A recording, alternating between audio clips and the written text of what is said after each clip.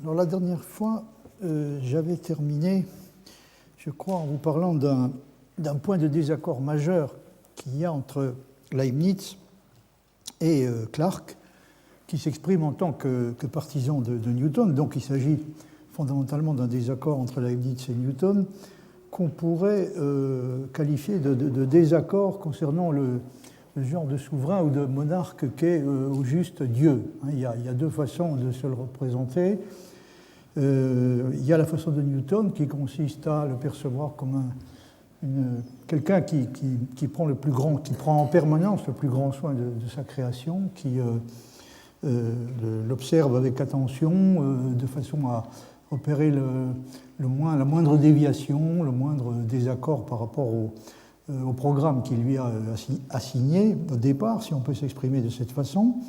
Donc il y a cette conception d'un côté qui est celle de Newton, et puis il y a la conception de Leibniz qui est complètement différente, qui, elle, repose sur l'idée que Dieu est un monarque qui a tout réglé dès le départ de façon absolument parfaite, de telle sorte qu'il est dispensé, une fois pour toutes, d'intervenir. Il n'a pas à exercer une fonction de surveillance et de correction, de rectification quelconque sur le cours des événements.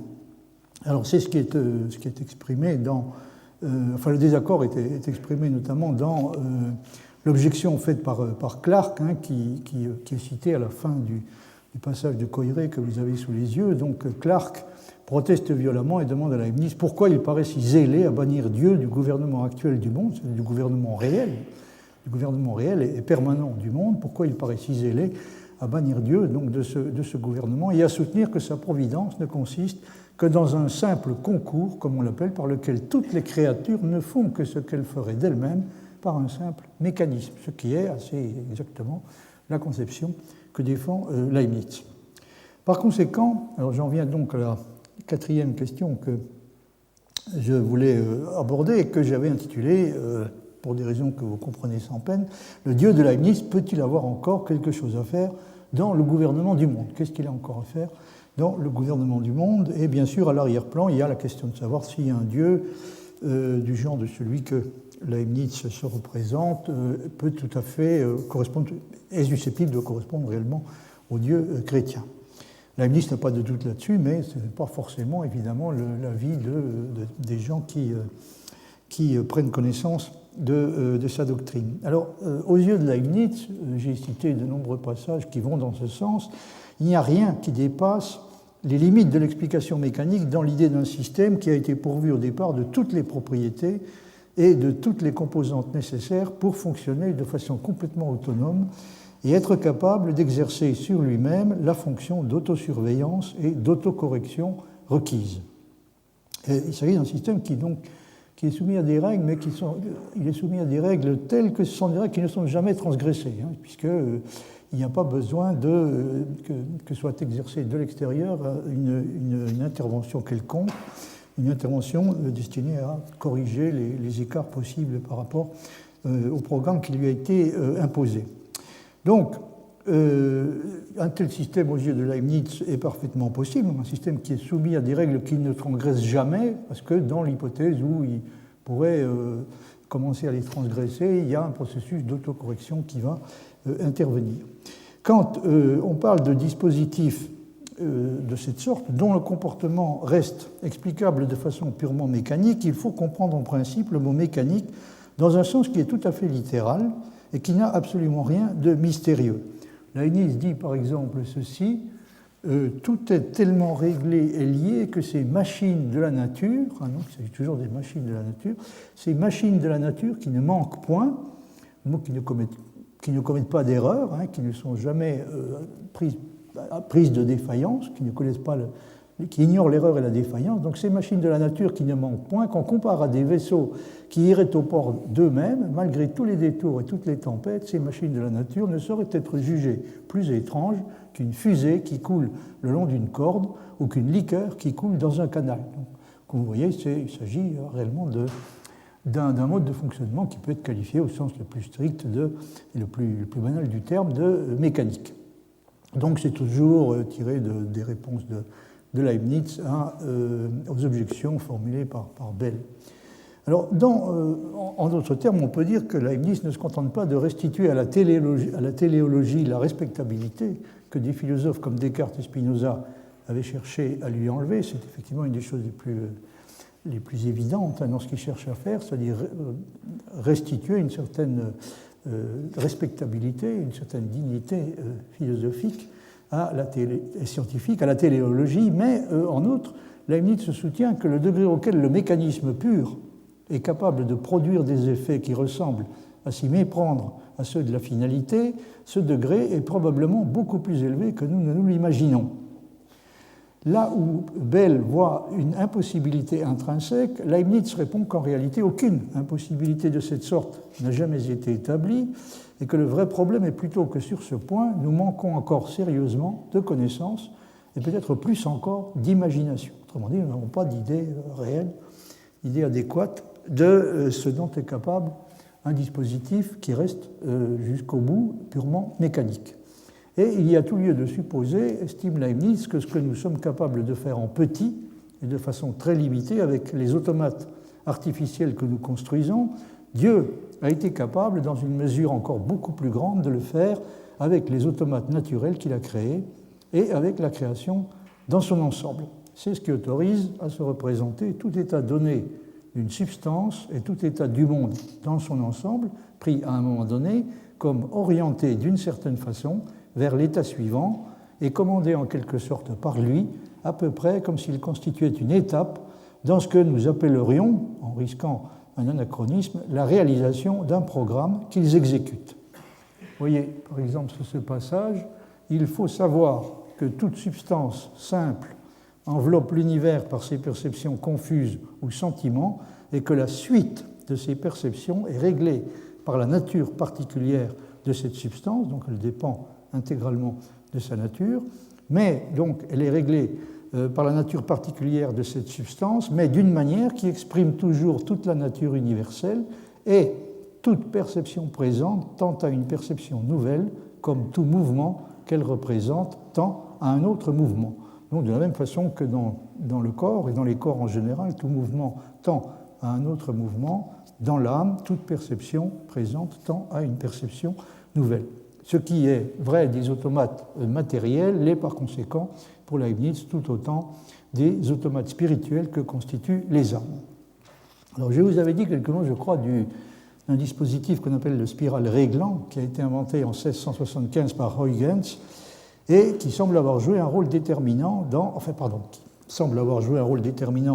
la réflexion de Leibniz sur le genre de problème dont je suis en train de vous parler, mais qui a dans les faits, jouer un rôle tout à fait déterminant dans l'amélioration de la précision et par conséquent de la fiabilité des horloges et des montres marines, une chose qui était absolument indispensable pour la mesure des longitudes.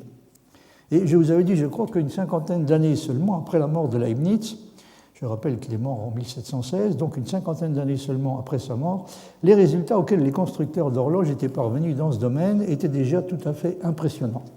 Et je dois dire que la première fois que j'ai entendu parler de ça, c'était par Canguilhem, au début des années 60, et j'avais été absolument sidéré par les résultats qui avaient été obtenus à cette époque-là. Par exemple, une montre marine construite par un horloger anglais très connu, qui s'appelle John Harrison.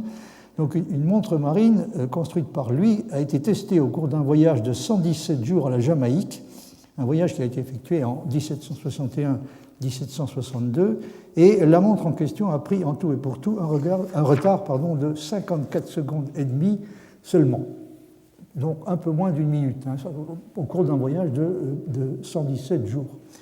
La recherche d'une précision toujours plus grande dans ce domaine a donné lieu dans les années qui ont suivi à une compétition sévère à laquelle participèrent notamment l'horloger français Pierre Leroy et le Suisse Ferdinand Berthoud, qui est également un des horlogers très connus, pour ne mentionner que deux des constructeurs les plus illustres.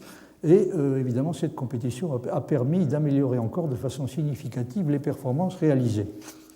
Comme je vous l'ai dit, si Leibniz avait pu avoir connaissance de ce genre de choses, il y aurait sûrement trouvé une confirmation éclatante de ce qu'il avait affirmé dans la Théodicée, à savoir que le problème que son Dieu a eu à résoudre lors de la création, un problème qui peut être assimilé à celui de la conception et de la réalisation d'un système constitué d'une multitude d'automates, dont la complexité dépasse de loin celle de tous ceux que nous sommes capables de construire nous-mêmes et de construire et même d'imaginer.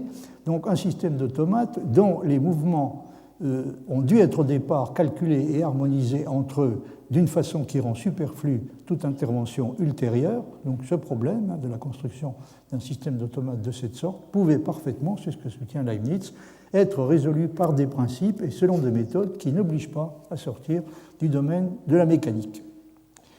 Canguilhem, qui cite le passage tiré de la préface de la Théodicée, dont je vous avais parlé la dernière fois, souligne qu'il faut résister, même si elle est très forte, à la tentation de lire ce passage avec les yeux d'après 1948.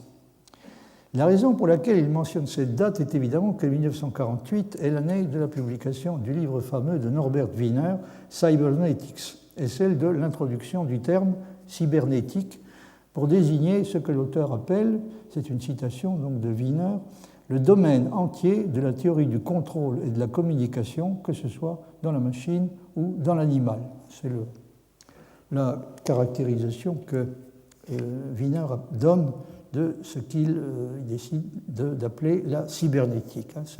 Le domaine de la cybernétique est, je cite à nouveau, le domaine entier est représenté par, je cite, le domaine entier de la théorie du contrôle et de la communication, que ce soit dans la machine ou dans l'animal. Il y a évidemment un parallélisme voulu dès le départ entre le cas de la machine et celui de l'animal. Et il est effectivement difficile, pour ne pas dire impossible, de s'empêcher de penser à Leibniz quand on lit par exemple ce qu'écrit Ashby dans un article intitulé « Les mécanismes cérébraux de l'activité intelligente », un article dont une traduction française a été publiée en 1951. Là, je vous parle de choses qui sont devenues aujourd'hui tout à fait banales, mais quand j'ai commencé mes études de philosophie au début des années 60, c'était des choses qui étaient encore extraordinairement fascinantes. Alors, j'ai reproduit ici 2 pages de cet article d'Ashby, dans lequel il dit ceci: les physiologistes admettent comme hypothèse de travail que le fonctionnement du cerveau est celui d'une machine. Donc, oui, l'hypothèse de départ est tout à fait claire et explicite.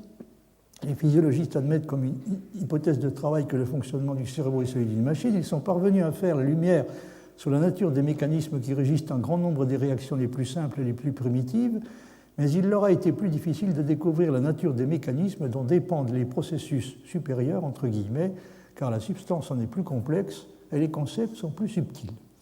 Dans ces processus supérieurs se retrouve une propriété essentielle du point de vue biologique, à savoir que l'organisme est finalisé. Donc l'organisme a des comportements qui sont, ou qui en tout cas semblent être orientés vers un but. Donc il est finalisé, c'est-à-dire qu'il est capable de s'orienter avec persistance vers un petit nombre de fins fondamentales dans une variété presque infinie de circonstances et de moyens.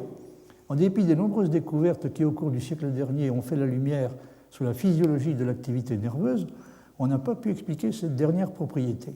De plus, jusqu'à ces dernières années, on n'avait construit aucun appareil purement mécanique qui ressemblât en aucune façon aux mécanismes cérébraux supérieurs, en ceci qu'il fût doué de propriétés comparables à celles que nous venons de mentionner. Alors la nouveauté, d'après Ashby, c'est que pour la première fois, on a commencé à être capable de construire des mécanismes de cette sorte, de construire, en tout cas de concevoir des mécanismes de cette sorte. Des controverses, dit-il, sur le plan métaphysique ont contribué à obscurcir le problème fondamental qui est d'ordre physiologique, mais de telles controverses sont ici hors de notre propos. Nous allons montrer que certaines activités du cerveau peuvent être reproduites et que le moyen de les reproduire peut être examiné d'une manière exclusivement pratique en utilisant uniquement les concepts et la langue du laboratoire. La question de savoir si le cerveau n'est pas autre chose qu'une machine est trop complexe pour être discutée ici. Depuis 10 ans, des progrès notables ont été accomplis dans l'application aux problèmes pratiques de nos connaissances sur les mécanismes finalisés. Nous nous efforcerons de montrer dans ce chapitre de quelle manière certains de ces progrès peuvent trouver leur application aux problèmes physiologiques et comment cette façon d'aborder la question peut mener à des possibilités d'accroître ultérieurement nos connaissances. Je vous lis encore quelques lignes qui ont trait donc à ce qu'on appelle le feedback, la rétroaction. Un progrès important, note Ashby, fut accompli lorsqu'on reconnut que pour être finalisé, entre guillemets, un système doit posséder un feedback. Cette idée remonte au moins à l'invention par Watt du régulateur centrifuge pour les machines à vapeur, mais ce qui était nouveau et fondamental, c'était d'établir qu'elle était applicable au système nerveux. Un des premiers critères qu'il faut appliquer lorsqu'il s'agit de savoir s'il y a feedback ou non est celui de la formation d'un cycle fermé. Par exemple, dans le cas du régulateur de Watt, le régime de la machine détermine l'écartement des contrepoids centrifuges. Cet écartement commande le registre d'admission qui, à son tour, détermine la vitesse de la machine. Par suite, si on représente A agit sur B par le symbole A flèche B, on pourra représenter le système par le diagramme suivant.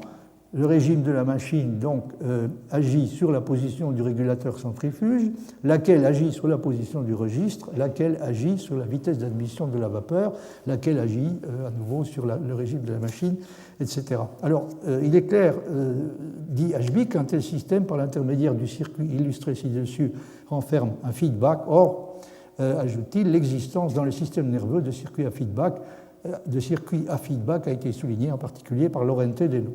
Bon, je passe sur la suite, qui ne nous intéresse pas directement. Si j'ai évoqué ces choses, qui encore une fois sont devenues aujourd'hui relativement banales, ce n'est pas seulement à cause de la relation peu contestable qu'il y a entre les préoccupations de Leibniz et les problèmes qui viennent d'être évoqués, mais également à cause du commentaire que fait sur ce point Canguilhem dans un texte intitulé « La formation du concept de régulation biologique au XVIIIe et XIXe siècle ». Ce texte a été reproduit dans le recueil intitulé « Idéologie et rationalité dans l'histoire des sciences de la vie ».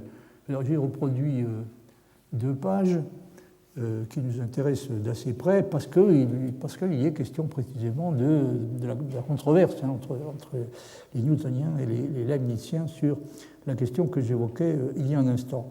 Alors il s'agit donc de savoir quel genre de monarque ou quel genre de souverain est Dieu. Est-ce que c'est un monarque qui continue à surveiller et à rectifier providentiellement, comme dit Canguilhem, le monde qu'il a créé?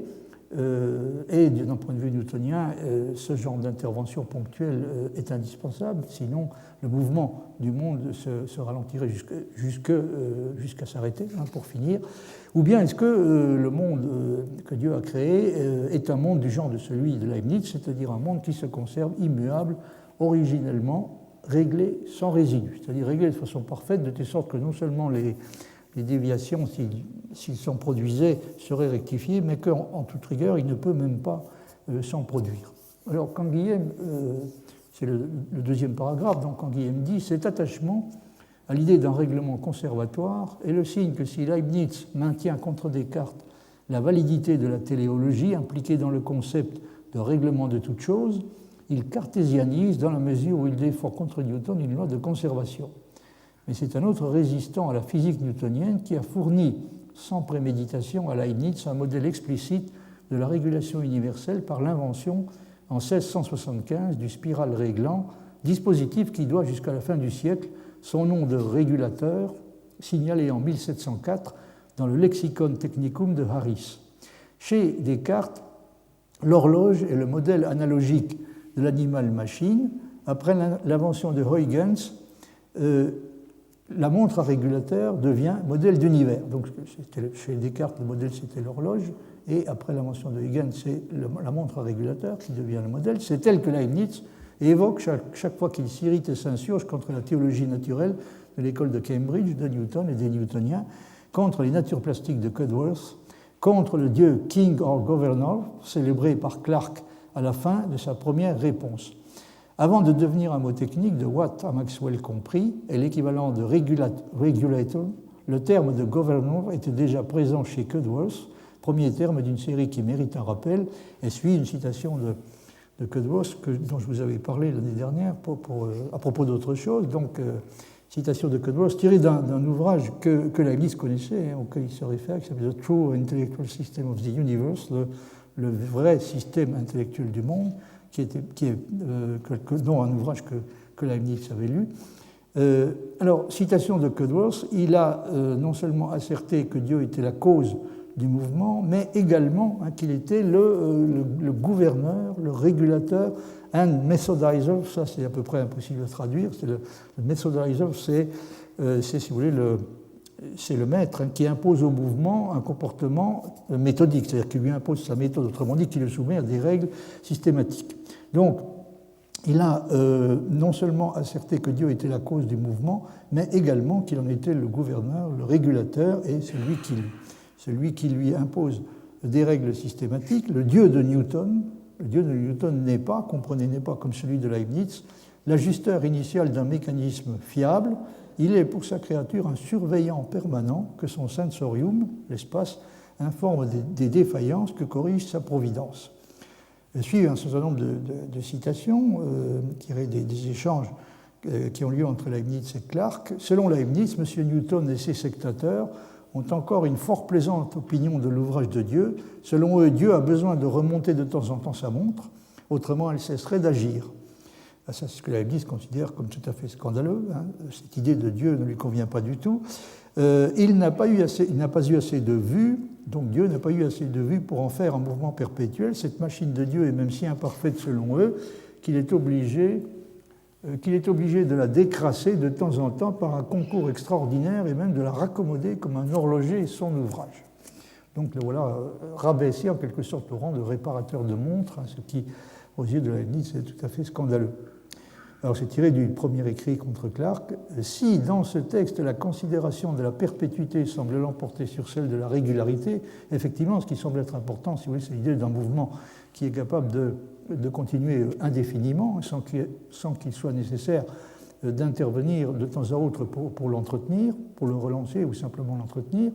Donc c'est apparemment la considération de la perpétuité qui semble l'emporter sur celle de la régularité du mouvement. C'est pourtant, dit Canguilhem, sur la question de la régularité que Clarke réplique à la fin de sa première réponse en refusant pour Dieu le statut d'un roi nominal ou d'un dieu fainéant, pour reprendre l'expression d'Alexandre Coiré. Apparemment, il a dû effectivement utiliser cette expression de dieu fainéant. À la fin, donc l'expression qu'il a utilisée à la fin de son ouvrage « Du monde clos à l'univers infini », je vous avais cité un passage la semaine dernière, la répartie de Leibniz me semble d'un intérêt capital pour l'histoire de l'idée de régulation, et je crois que sur ce point, Canguilhem a tout à fait raison.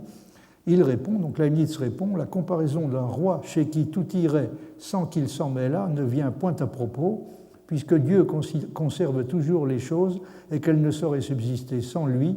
Ainsi, son royaume n'est point nominal, parce qu'il a au moins une fonction de conservation à remplir, mais pas une fonction de correction. Ainsi, son royaume n'est point nominal. C'est justement comme si l'on disait qu'un roi qui aurait si bien fait élever ses sujets et les maintiendrait si bien dans leur capacité et leur bonne volonté par le soin qu'il aurait pris de leur subsistance, c'est comme si on disait de lui qu'il n'aurait point besoin de les redresser. C'est comme si on disait de ce roi qu'il n'aurait point besoin de redresser pour les raisons qui viennent d'être indiquées ces sujets. C'est comme si on disait de lui qu'il serait seulement un roi de nom, il serait un roi purement nominal, donc un roi de pacotille en quelque sorte. Et plus vigoureusement encore, c'est toujours Leibniz qui parle, quand j'ai dit que Dieu a opposé à de tels désordres des remèdes par avance, donc il a les remèdes anticipent en quelque sorte sur les maladies et les désordres. Quand j'ai dit que Dieu a opposé à de tels désordres des remèdes par avance, je ne dis point que Dieu laisse venir ces désordres et puis les remèdes, mais qu'il a trouvé moyen par avance d'empêcher les désordres d'arriver. Donc oui, vous avez là une confirmation tout à fait explicite de ce que je disais il y a un instant, à savoir que on a affaire à un système qui est tellement bien réglé que ce n'est pas seulement que les règles, qu'au cas où il se produirait des écarts, des déviations par rapport à la règle, il serait en mesure de les corriger, mais c'est qu'il n'est même plus pas question que les désordres en question puissent se produire. Il y a le souverain qui gouverne ce dispositif, le maître qui gouverne ce dispositif, a trouvé moyen, non pas seulement de fournir le remède quand les désordres se produisent, il a, dit Leibniz, trouvé moyen par avance d'empêcher les désordres d'arriver. Ce que Canguilhem commande d'une façon qui me semble très pertinente, Leibniz, dit-il, tient que la relation entre règles et règlements, au sens de police de l'État ou de réglage des machines, est une relation originairement statique et pacifique. Il n'y a pas de décalage entre règles et régularité. Et ça, c'est tout à fait vrai. Il n'y a pas de décalage entre règles et régularité. La régularité n'est pas obtenue comme effet d'une régularisation. Elle n'est pas conquise sur une instabilité ou reconquise sur une dégradation. Elle est une propriété d'origine.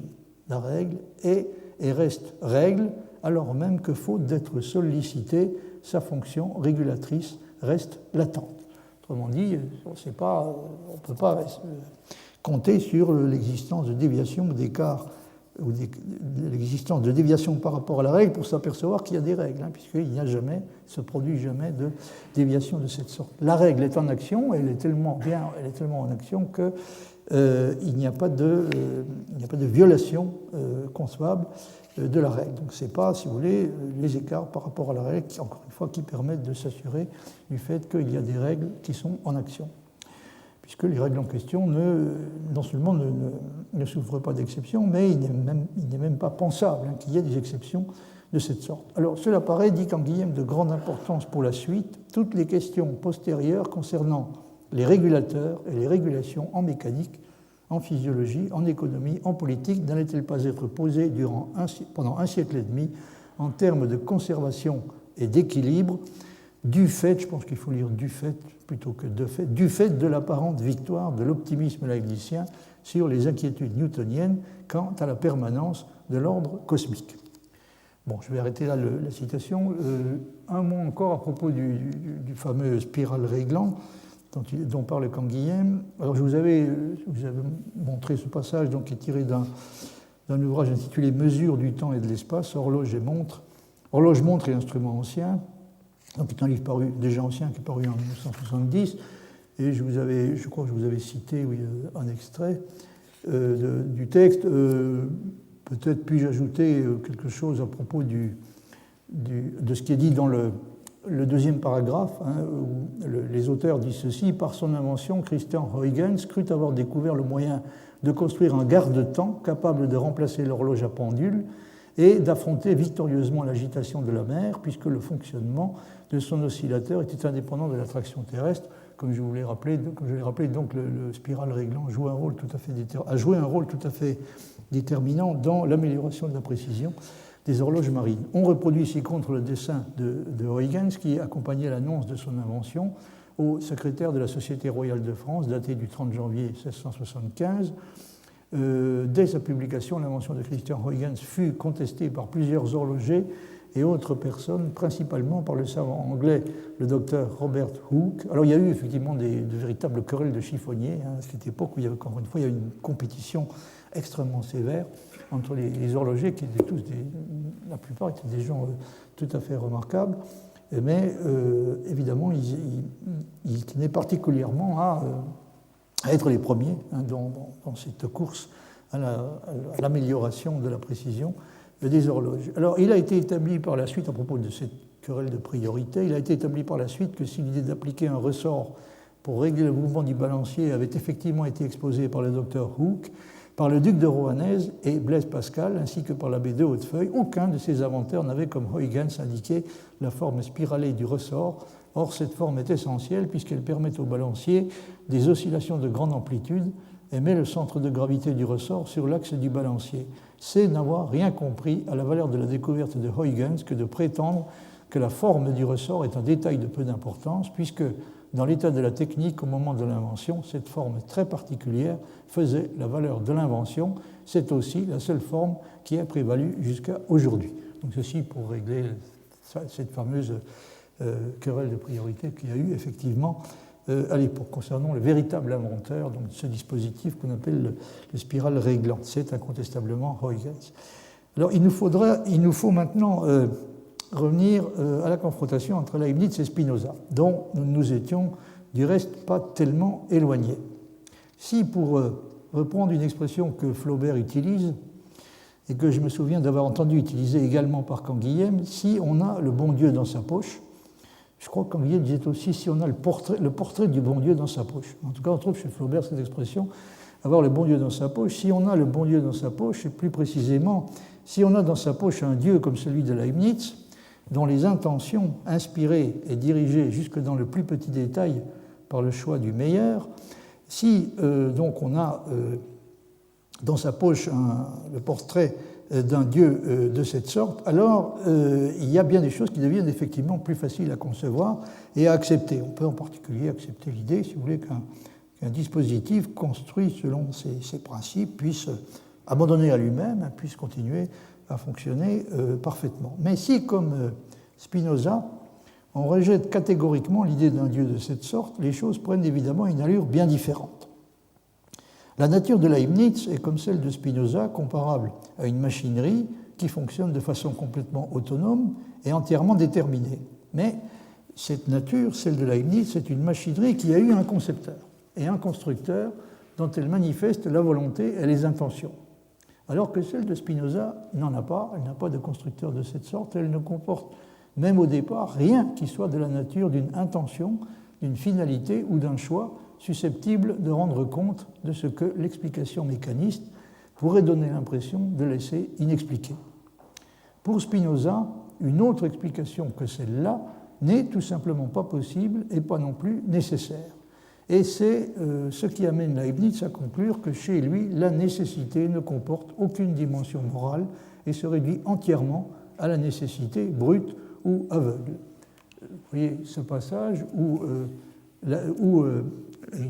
Spinoza dit presque tout s'accorde que, c'est tiré d'une lettre à Hugo Boxel, presque tout s'accorde que volonté, entendement, essence, nature de Dieu, c'est tout un, pour ma part, afin de ne pas créer de confusion entre nature divine et nature humaine, je ne donne pas à Dieu les attributs humains comme volonté, entendement, attention, oui, etc. Je répète donc que le monde est un effet nécessaire de la nature de Dieu et qu'il n'a pas été fait par hasard. Donc dire qu'il n'a pas été fait par hasard, ça ne veut pas dire évidemment qu'il a été fait d'après une intention, ça veut dire simplement qu'il est un effet de la nécessité. Le monde est une conséquence nécessaire de la nature même de Dieu et non d'une décision libre de sa volonté, et tout ce qui s'y passe, tout ce qui se passe dans le monde est une conséquence de sa propre nature, c'est-à-dire de la nature du monde, autrement dit, pour finir, de celle de Dieu lui-même. De Deus sive natura, Dieu ou encore la nature, on peut passer à natura Dei sive natura nature, c'est-à-dire la nature de Dieu ou la nature de la nature. Tout résulte, tous les événements naturels sont une conséquence nécessaire de ce qu'on peut appeler la nature de la nature, c'est-à-dire la nature de Dieu lui-même. Pour mieux faire ressortir les ressemblances et les différences qui existent entre Leibniz et Spinoza, Sellars nous propose de considérer un hybride philosophique, dont je vous avais déjà parlé, qui est une sorte de mélange de Leibniz et de Spinoza, et qu'il appelle Leibnoza. Alors ça pose beaucoup de problèmes parce qu'il ne dit pas très clairement ce que Leibnoza emprunte à Spinoza et ce qu'il emprunte à Leibniz. Ce n'est pas toujours très clair, je ne suis pas toujours sûr d'avoir compris tout à fait bien comment s'effectue la répartition. En tout cas, ce personnage, donc Leibnoza, il est présenté de la manière suivante. Leibnoza, à la différence de Leibniz, est content de l'interaction de substances finies. Donc, à la différence de Leibniz, il accepte l'idée qu'il y a une interaction réelle, et non pas seulement idéale, qui s'exerce entre les substances finies. Il est vrai que pour Leibniz, que pour Spinoza, évidemment, il n'y a qu'une seule et unique substance. Donc, on ne pourrait pas non plus... il y a bel et bien un désaccord qui subsiste. Donc Leibnoza, à la différence de Leibniz, est content de l'interaction de substances finies. Il conçoit l'univers comme un ensemble de substances interagissantes dont les natures sont des hypothétiques, dans le sens que nous avions exploré antérieurement. Il conçoit également l'univers comme impliquant une série temporelle d'épisodes étendus aux dimensions du monde auxquelles ces substances participent. Les hypothétiques fournissent les explications de chaque épisode de cette sorte relativement à un autre, mais Leibnoza, en acceptant le principe de raison suffisante, demande en plus que toute vérité soit ou bien analytique ou bien une conséquence de vérité analytique. Alors, la dernière phrase fait allusion donc à ce qui peut être considéré comme une thèse défendue par Leibniz, à savoir que la thèse qu'on formule assez souvent en disant que pour lui toute proposition vraie est analytique, ça provient du fait que Leibniz, qui s'explique là-dessus longuement, notamment dans la correspondance avec Arnaud, Leibniz soutient que toutes les fois qu'une proposition est vraie, la vérité de cette proposition doit avoir un fondement, donc que la proposition soit nécessaire ou contingente. Il faut que la vérité de la proposition ait un fondement, et ce fondement ne peut être, dit-il, constitué que par le fait que le concept du prédicat de la proposition est contenu dans le concept du sujet. Sinon, dit-il, je ne comprends pas ce que c'est que la vérité. Donc, vous voyez, ça fait partie pour lui de la définition même de la vérité, que quand une proposition est vraie, le concept du prédicat soit contenu implicitement ou explicitement dans le concept du sujet, ce que, en langage kantien, évidemment, on est tenté d'exprimer en disant que, dans ces conditions, toute proposition vraie doit être une proposition analytique. Mais là où les choses deviennent difficiles pour Leibniz, c'est que on pourrait être tenté de conclure que si toutes les propositions vraies sont analytiques, toutes les propositions vraies sont également nécessaires. Et c'est précisément ce qu'il refuse catégoriquement, c'est-à-dire que dans un langage qui n'est pas le sien, ce qu'il faut dire de son point de vue, c'est que toutes les propositions vraies sont analytiques, mais toute proposition analytique n'est pas nécessaire, puisque les propositions contingentes peuvent être dites elles aussi analytiques, par analytique, si quand on parle d'une proposition analytique, on entend parler d'une proposition qui est telle que le concept, encore une fois, le concept du prédicat est contenu dans le concept du sujet. Alors ça, c'est une question sur laquelle j'aurai l'occasion de revenir très longuement par la suite. C'est évidemment une des questions les plus importantes et les plus difficiles qu'on a à discuter quand on aborde l'œuvre de Leibniz. Réussit-il véritablement à sauver la contingence? Lui a-t-il été possible de réussir à sauver la contingence après avoir donc défendu l'idée? Et ne perdez pas de vue que quand il lui arrive de formuler le principe de raison suffisante, précisément sous cette forme. Quelquefois, il formule le principe de raison suffisante lui-même en énonçant la thèse suivante: dans toute proposition vraie, qu'elle soit universelle ou particulière, nécessaire ou contingente, etc., le concept du prédicat est contenu dans le concept du sujet. C'est une des versions qui donne assez souvent du principe de raison suffisante lui-même. Alors, est-il possible, une fois qu'on a accepté le principe de raison suffisante sous cette forme-là, est-il possible de préserver quelque chose qui mérite d'être appelé réellement la contingence? Donc, je ne m'attarde pas pour le moment là-dessus, parce qu'encore une fois, nous aurons à y revenir assez longuement plus tard. Alors, la chose qui nous intéresse pour le moment, c'est de savoir comment les choses se passent au départ pour ce philosophe, donc ce Janus Bifrons, qui essaie, peut-être réussit, je ne sais pas, à être à la fois spinoziste et leibnizien. De quelle façon les choses se passent-elles au départ?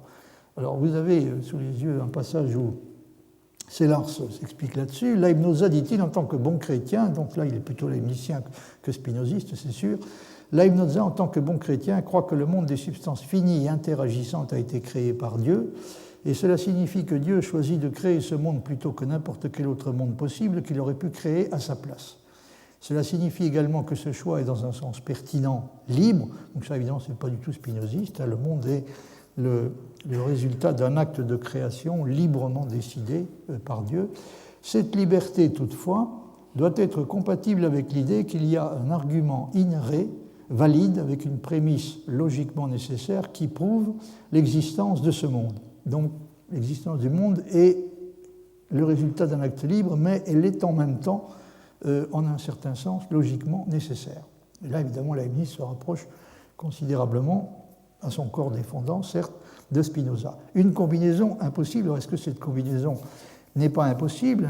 La combinaison de l'idée que le monde est le résultat d'un acte de création libre et qu'il est en même temps, en un sens qui reste à préciser, logiquement nécessaire. Cette combinaison est-elle impossible? Pas pour Leibnoza. Il nous demande simplement de concevoir un ensemble de créateurs possibles, chacun choisissant librement, sous l'aspect des possibilités, de créer un monde possible différent. Donc on peut se représenter un ensemble de créateurs possibles, dont chacun choisit de créer un des mondes possibles, qui existe, si on peut dire, un des mondes donc, qui existe sous l'aspect de la possibilité. Il souligne alors que l'un de ces c'est-à-dire Leibnoza, il souligne alors que l'un de ces créateurs possibles doit être le plus parfait. Donc il y en a un qui est le plus parfait, et celui-là doit exister nécessairement. Pour utiliser une tournure d'expression leibnizienne et spinoziste, le possible a un isus qui le pousse, donc il a une inspiration, un effort qui le pousse vers la réalité, en ce sens qu'une possibilité non empêchée ou insuffisamment empêchée est ipso facto réelle. Ça, c'est effectivement un point commun à Leibniz et à Spinoza. Ils considèrent tous les deux qu'il y a dans le possible quelque chose qui le pousse vers la réalité, en ce sens, encore une fois, qu'une possibilité non empêchée ou insuffisamment empêchée est ipso facto réelle. En bref, ce qui est logiquement nécessaire n'est pas le fait de choisir, mais le fait, donc ce n'est pas le fait de choisir, parce qu'encore une fois, il faut pouvoir maintenir jusqu'au bout l'idée que le choix est libre. Donc ce qui est logiquement nécessaire n'est pas le fait de choisir, mais le fait que celui qui effectue ce choix existe. Donc il existe nécessairement. Il est effectivement nécessaire que l'effectuation du choix existe, mais aucun existant qui n'est pas défini dans les termes du choix n'implique logiquement que le choix ait lieu. Et là, bon, vous avez déjà pu vous en rendre compte, on ne peut pas dire que Sellars aide beaucoup son lecteur. Il s'exprime d'une façon qui est souvent extraordinairement difficile à comprendre. Bon, il faudrait évidemment s'attarder très très longuement sur ce genre de passage, mais malheureusement, je n'aurai pas le temps de le faire. Si ce texte de Sellars sur Leibniz vous intéresse particulièrement, vous aurez la possibilité de vous y reporter. Donc, dit-il, l'existence de Dieu nécessite l'existence du choix qui choisit, mais Dieu est défini dans les termes du choix, donc il est défini comme l'être qui fait ce choix. En bref, donc ça fait partie de sa définition, que d'être l'être qui fait ce choix. En bref, Leibniza, comme Leibniz, applique à Dieu la solution que le deuxième donne au problème de la liberté de la volonté telle qu'elle s'applique à Jules César. Fin de citation. Leibniz et Spinoza sont effectivement d'accord entre eux sur le fait que les possibles possèdent une sorte de tendance intrinsèque à l'existence et par conséquent existeraient s'il n'y avait pas quelque chose qui empêche l'existence de certains d'entre eux. Spinoza dit car puisque pouvoir exister est puissance, il suit que plus il appartient de réalité à la nature d'une chose, plus elle a de force par soi pour exister. Et par suite, l'étant absolument infini, à savoir Dieu, a par soi une puissance d'exister absolument infinie, et donc existe absolument. C'est une citation de l'éthique, toujours dans la traduction de Bernard Poitras. Il résulte de cela que pour Spinoza, une chose qui n'existe pas est une chose qui n'avait tout simplement pas la puissance d'exister, sans quoi elle aurait existé effectivement. Autrement dit, elle n'était pas possible. On peut donc se proposer d'expliquer pourquoi certaines choses n'existent pas, et la réponse est qu'elles ne font pas partie des effets qui résultent nécessairement de la nature de Dieu, lesquels effets ne pourraient en aucun cas être autres qu'ils ne sont, mais il n'y a pas, stricto sensu, à expliquer pourquoi certains possibles n'existent pas, puisqu'ils n'étaient tout simplement pas possibles, n'étaient pas véritablement possibles. Il y a évidemment un désaccord radical entre Leibniz et Spinoza sur ce qui a empêché l'existence de certaines choses qui, au moins apparemment, étaient possibles. Pour Leibniz, c'est un choix libre de Dieu, appuyé sur le principe du meilleur, et par conséquent, il y a une multitude de choses qui, bien que possibles, n'ont finalement pas pu exister. Pour Spinoza, au contraire, il n'y a eu aucun choix de cette sorte, et rien d'autre que ce qui existe, effectivement, n'était possible. Mais en quoi consiste exactement la réponse donnée par Leibniz et Leibniza au problème de la liberté de la volonté dans le cas de Jules César, puisque, d'après Sellars, Leibniz a transposé la réponse qu'il donne à ce problème-là, donc celui de la liberté de la volonté dans le cas de Jules César, il a transposé la réponse qu'il donne à la question de la liberté de la volonté de Dieu dans l'acte de création. Alors, voici ce qu'il dit. Et c'est toujours aussi peu facile, malheureusement, à lire et à comprendre. La décision qu'a prise César de passer le Rubicon était libre en ce que, premièrement, l'objet de la décision est intérieurement consistant, d'une façon dont l'objet d'un choix impossible d'être debout et assis en même temps ne l'est pas. Donc l'objet du choix ne recèle pas de contradiction. Et deuxièmement, le choix n'est pas une conséquence logique d'un fait quelconque concernant Jules César, qui n'inclut pas le choix. En particulier, il n'est pas une conséquence logique de son état d'esprit antérieur. Il est toutefois une conséquence logique de sa nature, car cette nature est simplement un ensemble d'états de choses qui inclut l'état de choses que constitue le fait de choisir de passer le Rubicon et ne peut en aucun sens être dit contraindre ou nécessiter l'acte. Donc vous voyez, ce n'est pas une conséquence logique de quelque chose qui a précédé, plus ou moins immédiatement, comme par exemple son état d'esprit antérieur, mais c'est cependant une conséquence logique de sa nature, car, dit Sellars, cette nature est simplement un ensemble d'états de choses qui inclut, le mot est souligné, l'état de choses que constitue le fait de choisir le passé, le Rubicon. Donc la nature de Jules César inclut cet état de choses constitué par le choix de passer le Rubicon, mais on ne pourrait pas dire, et Leibniz s'y tient particulièrement, de la nature de Jules César qui inclut cet état de choses qu'elle contraint, qu'elle est capable de contraindre ou de nécessiter l'acte en question, c'est-à-dire l'acte qui a consisté à choisir de passer le Rubicon. C'est une description assez fidèle à ce que dit Leibniz. Aux yeux de Leibniz, quand on dit que l'action qui a consisté à passer le Rubicon a été effectuée librement, on veut dire premièrement que le fait que l'action ait lieu et également qu'elle n'ait pas lieu n'impliquait aucune contradiction logique. Deuxièmement, qu'il n'est pas possible d'expliquer l'action par un ensemble de conditions dont elle découle logiquement si cet ensemble n'inclut pas l'intervention d'un choix libre. Encore une fois, donc, l'acte qui consistait à choisir librement de franchir le Rubicon était inclus dans la nature de Jules César, et il est impossible d'expliquer le fait que Jules César a passé effectivement le Rubicon sans faire intervenir ce genre d'acte, sans que, si sa nature n'inclut pas cette intervention du choix libre concerné. Autrement dit, il n'est pas possible de réduire l'histoire qui a abouti à l'effectuation de l'action à une succession causale d'événements dans laquelle ne figurerait nulle part une décision libre de la volonté. De la même façon que l'existence de César implique l'existence de ses actes libres, l'existence de Dieu implique l'existence de ses actes libres. Son existence implique en particulier celle d'un acte qui a consisté à choisir librement de créer le meilleur des mondes possibles.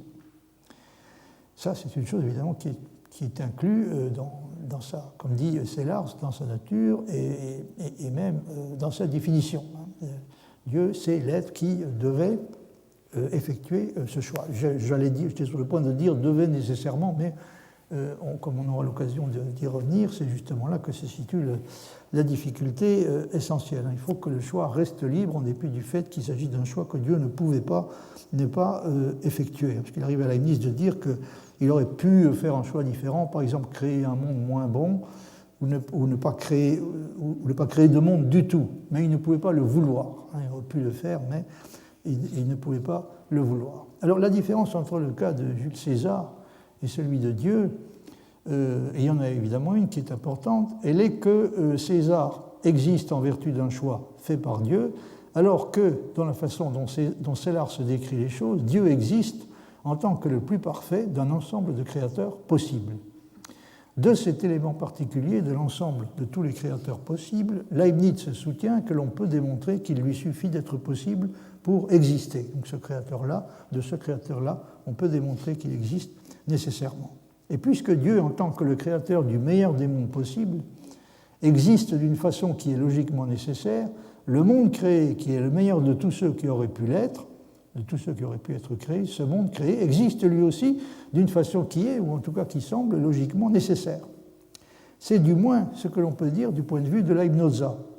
Pour ce qui est de la position respective de Leibniz et de Spinoza, elle peut, selon Sellars, être caractérisée finalement de la façon suivante. On peut résumer le désaccord, d'après Sellars, de la façon que vous avez sous les yeux. Si nous transposons la réconciliation que Leibniz essaie d'effectuer de la liberté avec le principe de raison suffisante à Leibniz, donc si nous transposons cela à Leibniz, nous obtenons l'explication suivante de la manière dont l'existence de ce monde peut être logiquement nécessaire et dont il peut néanmoins être un parmi de nombreux mondes possibles. Et ça, c'est un excellent résumé de la difficulté, à première vue difficilement surmontable, pour ne pas dire insurmontable, à laquelle se heurte Leibniz. Il se dote, si on peut dire, d'un créateur dont l'existence est logiquement nécessaire. Du caractère logiquement nécessaire de ce créateur, il semble résulter que le monde créé est lui aussi logiquement nécessaire, puisqu'il n'aurait pas pu ne pas créer ce monde-là.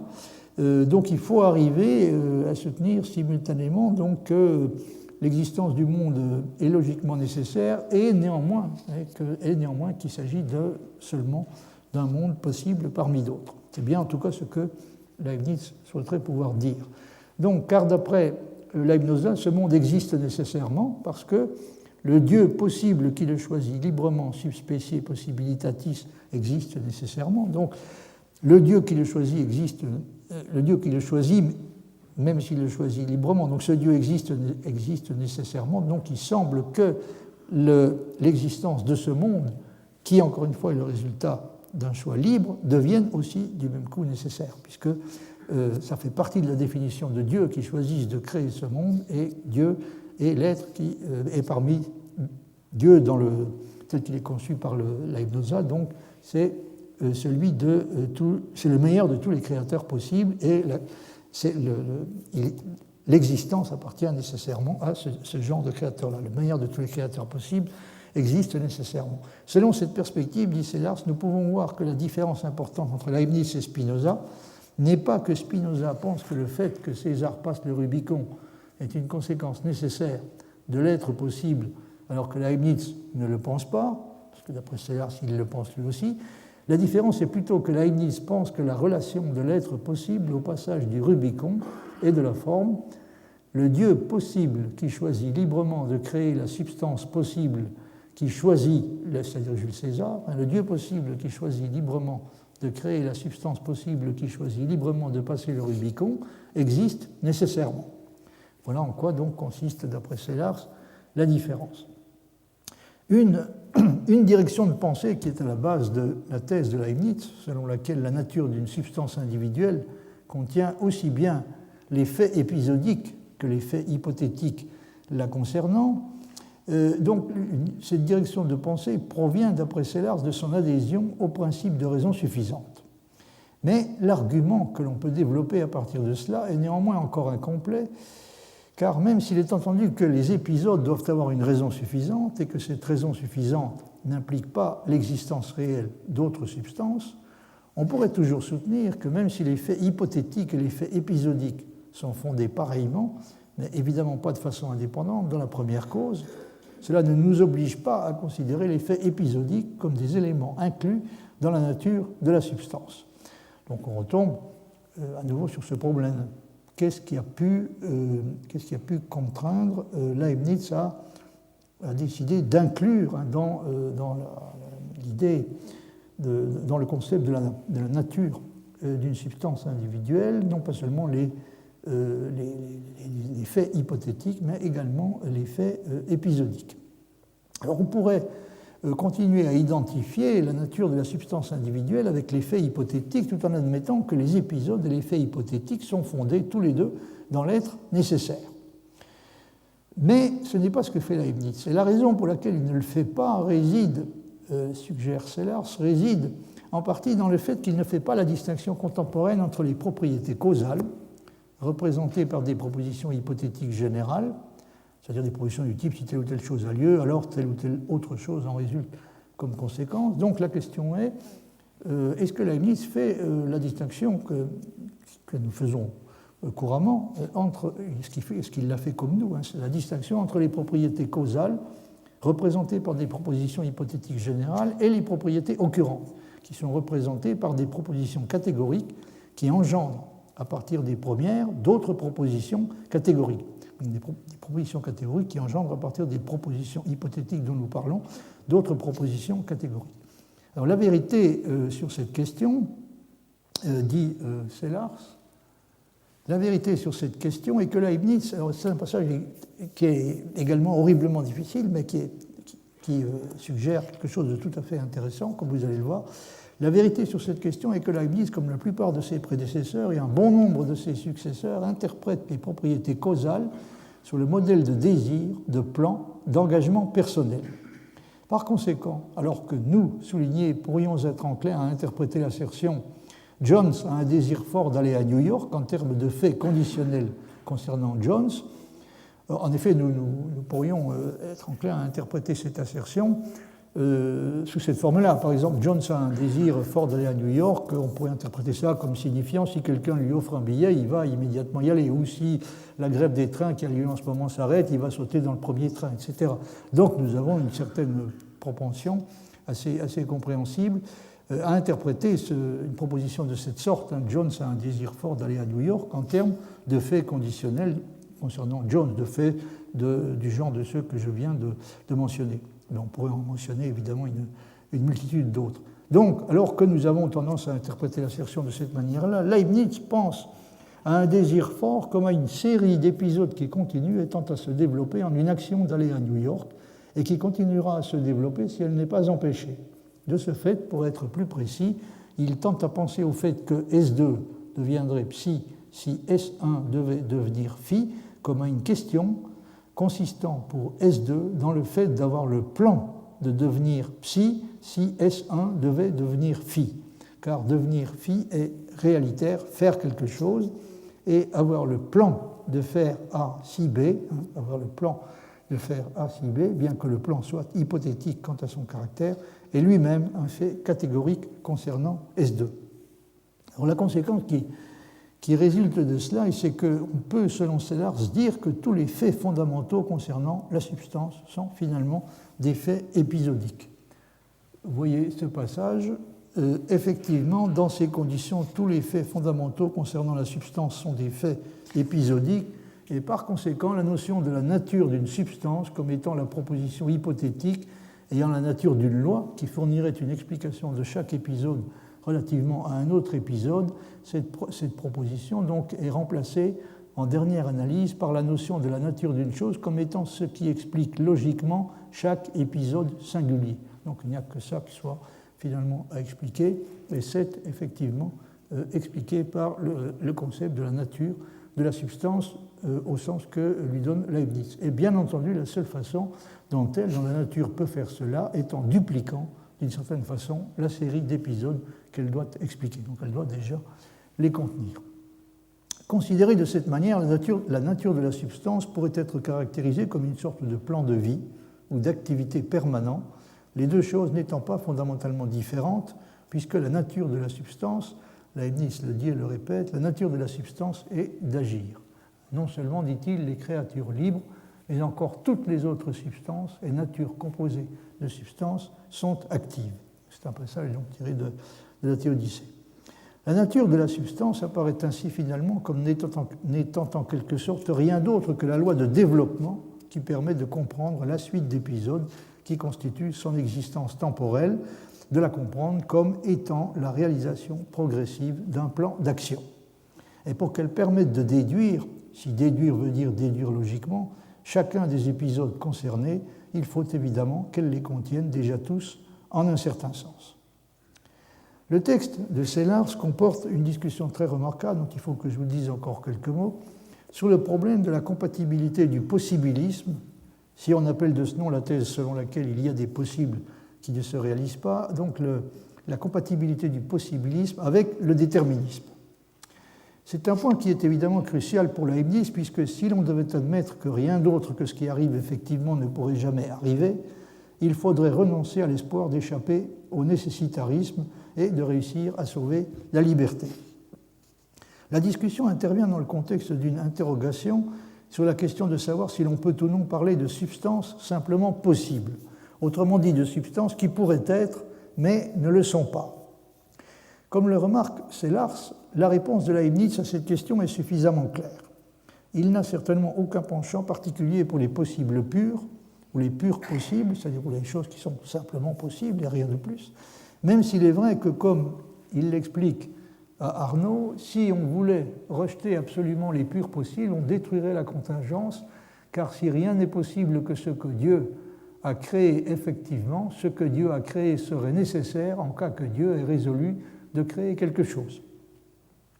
La position de Leibniz sur ce problème est, c'est-à-dire peut-il ou non y avoir des substances qui seraient simplement possibles. Alors la position de Leibniz, donc d'après Sellars, est la suivante: il n'y a pas de substance possible non réelle si ce n'est en relation à l'ignorance humaine. Ça, c'est la thèse qu'il attribue à Leibniz. Car, d'après Leibniz, Dieu crée un des mondes possibles, dans un sens de possible qui doit être exploré, et chaque monde possible étant un ensemble maximum de compossibles, Il en résulte, donc si un monde possible contient certaines choses, il contient aussi toutes les choses qui sont compossibles avec celles-là, et il résulte de cela qu'il n'y a pas d'état de choses compossibles avec, mais non inclus dans un monde possible donné, qui pourrait constituer les carrières de substances qui sont possibles, mais non réelles relativement à ce monde possible. Si vous prenez un monde possible déterminé, que vous le concevez comme réel, alors pas relativement à ce monde-là, donc il n'y a pas de substances qui seraient des substances simplement possibles, mais non réelles. Encore une fois, relativement à ce monde-là, parce que ce monde-là contient véritablement toutes les substances possibles qu'il peut contenir, puisqu'il contient toutes les substances qui sont compossibles avec celles qu'il contient.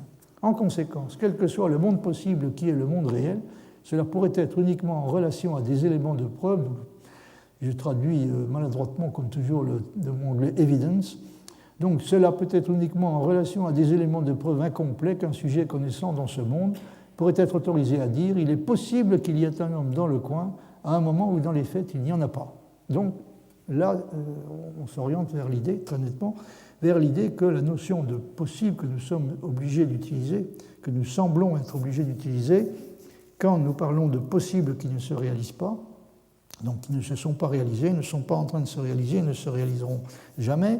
Donc quand nous parlons de possibles de ce genre, nous sommes obligés d'utiliser une notion de possibilité qui est la notion épistémique de la possibilité. Alors est-ce réellement le point de vue que Leibniz est obligé de défendre? Je ne le crois pas, mais effectivement on peut avoir l'impression que c'est le seul moyen de se sortir de la difficulté à laquelle il se heurte. Alors ce que veut dire Sellars, c'est que même pour Leibniz, il est vrai que s'il n'y a pas d'homme dans le coin au moment considéré, c'est qu'il ne peut pas y en avoir. Si nous disons malgré cela qu'il est possible qu'il y en ait un, cela ne peut être par conséquent qu'en vertu d'une connaissance incomplète et en référence à une notion épistémique de la possibilité. Il est possible qu'il y ait un homme dans le coin veut dire alors quelque chose comme rien. Donc ce que nous savons actuellement nous semble susceptible d'entrer en contradiction avec le fait qu'il y ait un homme dans le coin. Ce qui est possible à un moment donné peut donc très bien ne plus l'être à un moment ultérieur, si l'état de nos connaissances s'est modifié entre-temps. De façon générale, l'augmentation de la connaissance a pour résultat inévitable de réduire de plus en plus le champ des possibilités et de faire apparaître de plus en plus les choses qui sont comme étant les seules qui pouvaient réellement être. Quand on en sait davantage, effectivement, un bon nombre de choses qui pouvaient sembler possibles cessent de l'être, mais encore une fois au sens épistémique de la possibilité. Dans des assertions de possibilités négatives, comme sont des exemples de Sellars, il n'est plus possible que Tom aille bien, ou la possibilité que Tom aille bien n'existe plus. Dans des assertions de cette sorte, la possibilité dont il est question ne peut être, pour des raisons faciles à comprendre, que la possibilité épistémique, et non la possibilité que l'on peut appeler par contraste la possibilité nomologique. Vous voyez ce que dit Sellars sur ce point. Au sens épistémique, les énoncés de possibilité sont relatifs aux éléments de preuve qui sont à la disposition du locuteur. De façon générale, ils sont relatifs donc aux connaissances dont il dispose. Ils ont trait au monde non pas tel qu'il est en lui-même, entre guillemets, mais au monde tel qu'il est connu par quelqu'un dans certaines circonstances, à un certain moment. Et en première approximation, nous pouvons dire que plus il y a d'éléments de savoir disponibles concernant une région spatio-temporelle, moins elle admettra d'objets et d'états de choses possibles. Vous voyez, ça c'est dit très clairement. Plus il y a d'éléments de savoir disponibles concernant une région spatio-temporelle, moins elle admettra d'objets et d'états de choses possibles, moins elle laissera la place si vous voulez, pour ce qu'on appelle des possibles purs. Si nous mobilisons l'idée peircienne d'une communauté inductive, une communauté consistant en nous-mêmes et ceux qui se joignent à nous, et supposons que nos descendants éloignés ont des éléments de savoir et des principes qui les rendent capables de décider relativement à toute région spatio-temporelle, si oui ou non elle contenait un homme, nous pourrions les imaginer en train de dire, donc les membres de cette communauté idéale, à tels ou tels endroits et à tels ou tels moments il y avait des hommes, et à tels ou tels endroits et à tels ou tels moments il n'y avait pas d'hommes. Et en matière de commentaires épistémiques sur la deuxième assertion, donc à tels ou tels endroits, et à tels ou tels moments il n'y avait pas d'hommes, donc en matière de commentaires épistémiques sur cette deuxième assertion, il n'est pas possible qu'il y ait eu des hommes aux endroits et aux moments dont il a été question en deuxième lieu. où, selon un usage étendu, il n'y avait pas d'homme possible à ces endroits et à ces moments. Donc, si vous voulez, les membres d'une communauté idéale, qui se situe comme dit Peirce, à la limite idéale de la recherche, pour eux, si vous voulez, il n'y a plus de différence réelle entre ce qui est de différence véritable entre ce qui est réel et ce qui est possible. C'est-à-dire, ils passeront légitimement, à tels ou tels endroits, il n'y avait pas d'homme, à tels ou tels endroits, il n'y avait pas d'homme possible. Il ne peut pas y avoir eu des hommes, il ne pouvait pas y avoir des hommes à ces endroits et à ces moments-là. Alors, quelle est la relation de tout ça avec la question de la liberté et du déterminisme, qui est celle qui nous intéresse, évidemment, en premier lieu? Sellars dit ceci: il vaut la peine de s'arrêter pour remarquer que les philosophes qui soutiennent que le déterminisme implique que le possible coïncide avec le réel, donc le déterminisme semble rendre la liberté impossible parce qu'il entraîne comme conséquence que rien d'autre que ce qui arrive ne pourrait arriver effectivement.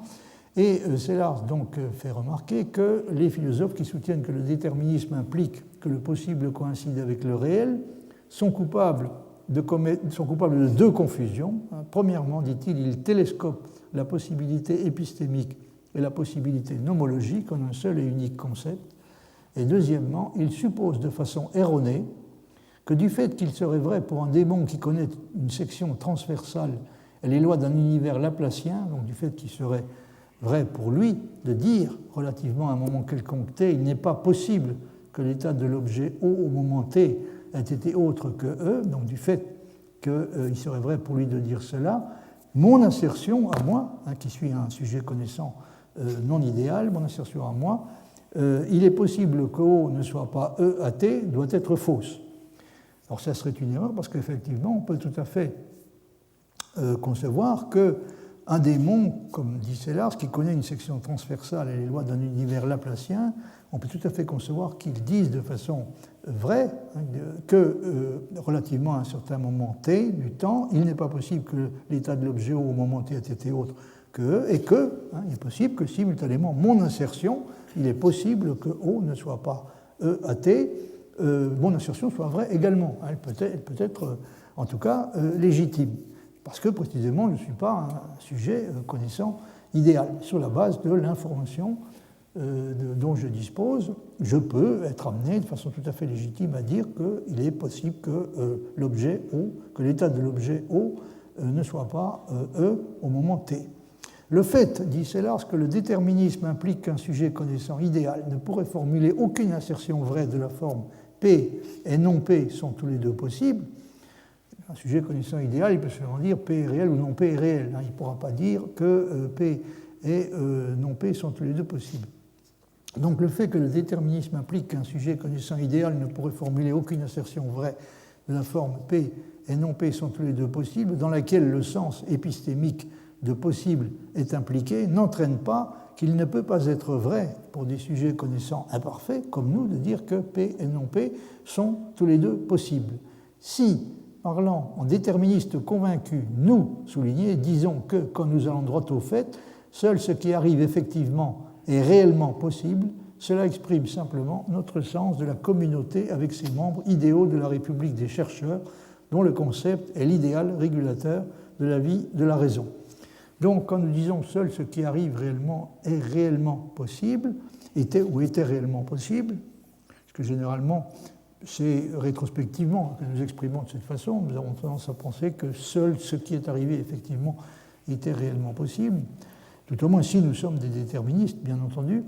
Alors, quand nous nous exprimons de cette façon-là, nous exprimons, dit Sellars, notre sens de la communauté, c'est-à-dire nous exprimons, nous soulignons le fait que nous appartenons donc à une communauté qui inclut, à la limite idéale de la recherche, comme dit Peirce, les sujets idéaux, les sujets de l'espèce idéale qui, eux, évidemment, auront tendance à faire coïncider le possible avec le réellement possible, et du même coup le réel lui-même avec le possible. Cela exprime simplement, quand nous nous exprimons de cette façon, quand nous disons donc seul ce qui arrive effectivement est réellement possible, cela exprime simplement notre sens de la communauté, d'une communauté dont nous avons le sentiment de faire partie et que nous partageons avec ces membres idéaux de la République des chercheurs, dont le concept est l'idéal régulateur de la vie de la raison.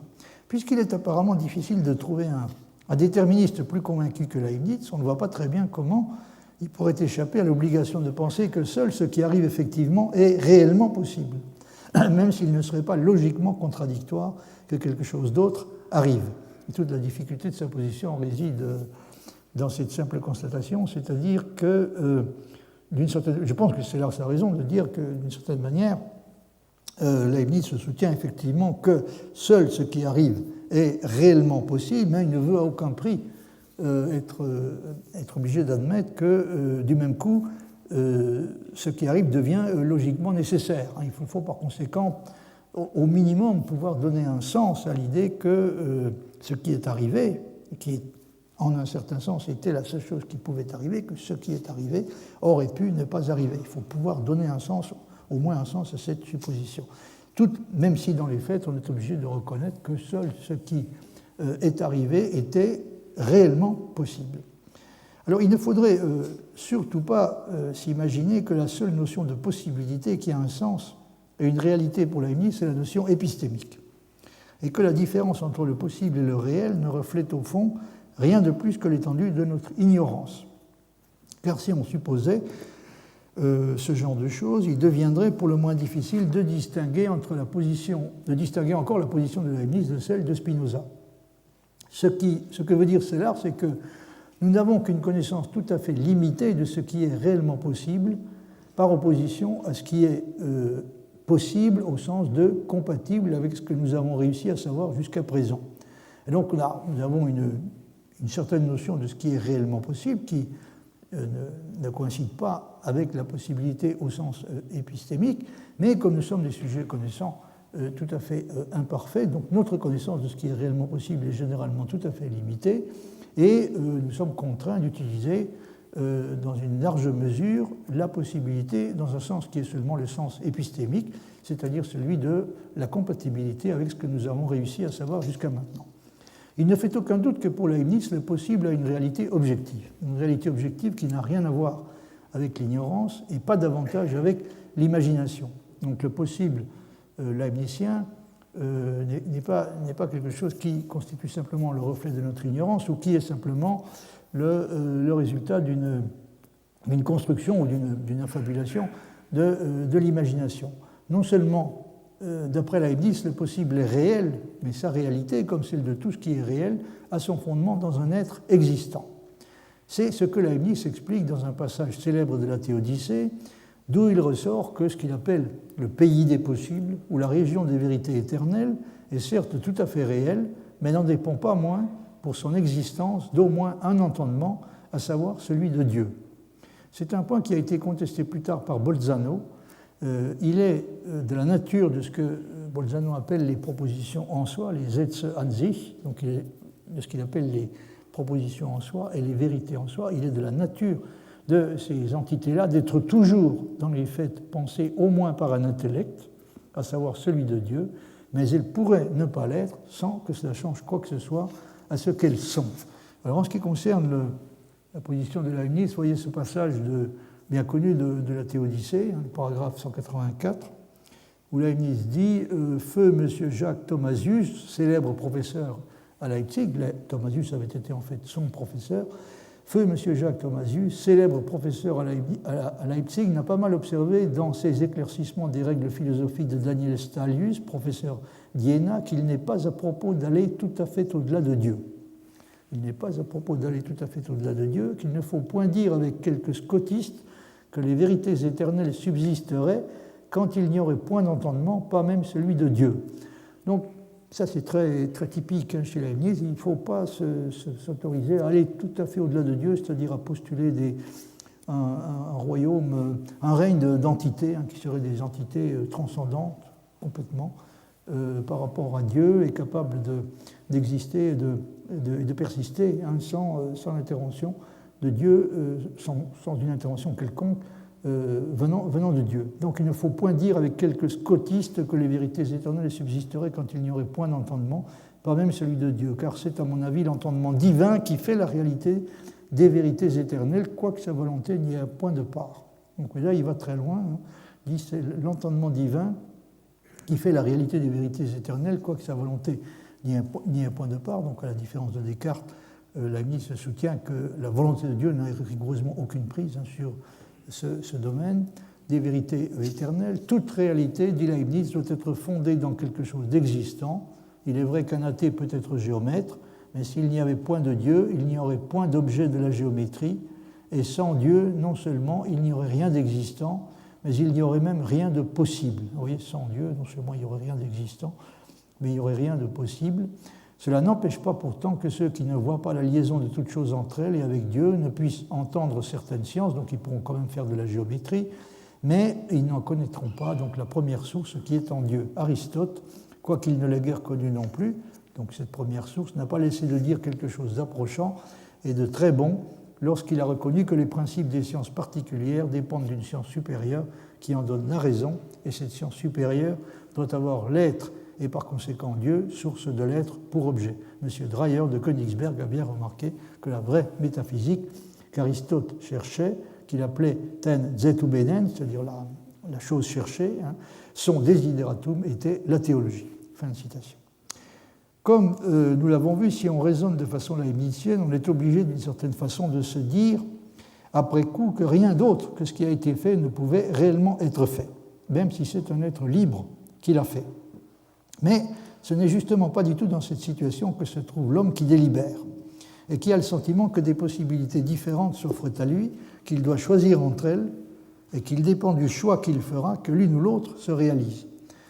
Le problème de la liberté, c'est le problème de savoir si il est l'homme en question, l'homme qui délibère, il est ou non dans l'illusion, hein, quand il se comporte de cette manière. Alors évidemment, Leibniz soutient catégoriquement que non, puisqu'il y a réellement quelque chose qui va dépendre du choix qu'il fera librement.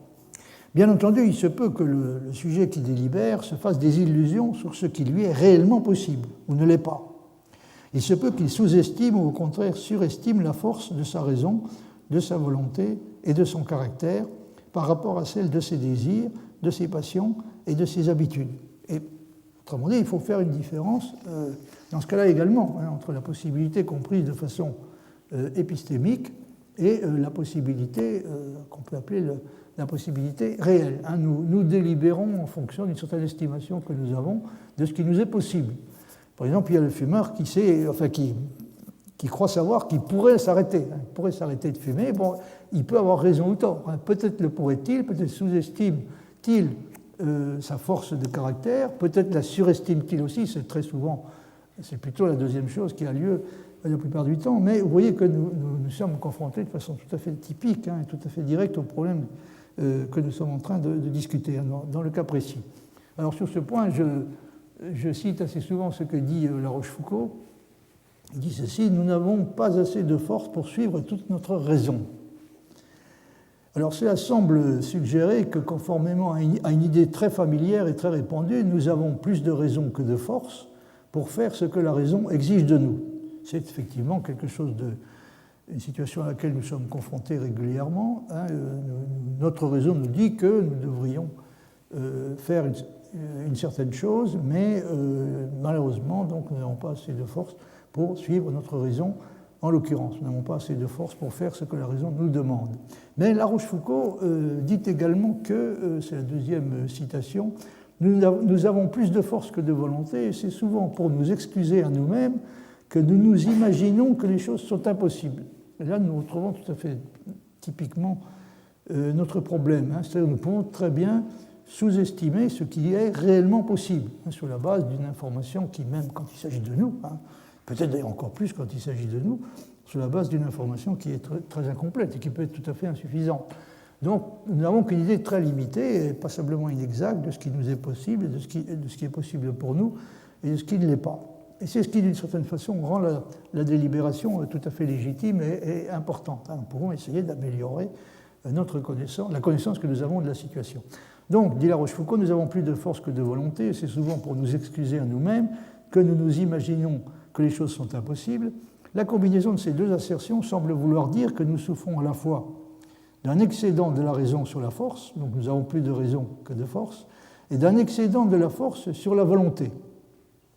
Nous manquons souvent de la force nécessaire pour faire ce que nous reconnaissons comme étant le bien, mais nous avons également tendance à sous-estimer la force dont nous disposons et à la croire insuffisante alors qu'elle ne l'est peut-être pas. Donc nous avons peut-être plus de force que nous ne le pensons. C'est de cette façon que des choses que notre raison nous présente comme obligatoires peuvent en même temps nous apparaître comme impossibles, et peut-être à tort comme impossibles. Ce qui complique le schéma de l'insuffisance de la force est le fait qu'en plus de la force elle-même, intervient une certaine estimation de la force, qui, dans le passage concerné, pour La Rochefoucauld, semble se confondre plus ou moins avec la volonté de l'utiliser. Nous devons donc distinguer au moins trois choses. Premièrement, la raison, qui nous dit ce que nous devons faire. Deuxièmement, la force, qui en principe nous permet, ou au contraire ne nous permet pas de le faire, donc elle peut être suffisante ou insuffisante. Et enfin, la volonté de faire agir ou non, dans toute sa plénitude, la force dont nous disposons pour le faire. La force est par conséquent une chose que, dans le langage de La Rochefoucauld, la force est une chose que nous possédons ou nous ne possédons pas au moment considéré et qui est indépendante de la volonté. Elle est indépendante de la volonté, mais son action ne l'est pas, parce que dans ce que dit La Rochefoucauld, il semble impliquer qu'il dépend de la volonté d'utiliser ou non, dans sa plénitude, la force disponible. Mais vous voyez que quand on s'interroge donc sur le problème de la compatibilité entre le déterminisme et la liberté, on est confronté de façon assez directe à ce problème de ce qu'on entend par possible. Si on dit que pour que la liberté soit réelle, il faut qu'il y ait un choix à faire entre des possibles, donc en quel sens faut-il comprendre le mot possible? Est-ce que c'est au sens de réellement possible? Et là, évidemment, si on va de ce côté-là, on risque d'avoir une difficulté tout à fait sérieuse, parce que le déterminisme semble impliquer effectivement que seul ce qui arrive effectivement était réellement possible. Mais encore une fois, ce n'est pas la situation du sujet qui délibère. Ce n'est pas la situation du sujet qui délibère. Il ne délibère pas sur la base d'une connaissance intégrale qu'il aurait de ce qui est réellement possible. Car dans ce cas-là, la situation deviendrait véritablement désespérante. Il délibère dans une situation qui est décrite de façon plus exacte par des remarques comme celle de La Rochefoucauld, c'est-à-dire nous ne savons pas réellement, quand nous délibérons, ce qui nous est possible réellement, et ce qui ne l'est pas. Bien, je vais laisser la question en l'état pour aujourd'hui, et la semaine prochaine, donc, j'aborderai un problème que j'ai formulé sous la forme le possibilisme, le déterminisme et le problème de la délibération. Donc j'essaierai de vous en dire un peu plus que je n'ai réussi à le faire aujourd'hui sur cette question de la réconciliation que j'espère possible entre le déterminisme et l'idée que la délibération peut avoir un objet. Est-ce que dans l'hypothèse est-ce que pour un déterministe convaincu, la délibération peut avoir encore un sens? Voilà le problème dont j'aimerais vous dire quelques mots la semaine prochaine. Je vous remercie de votre attention.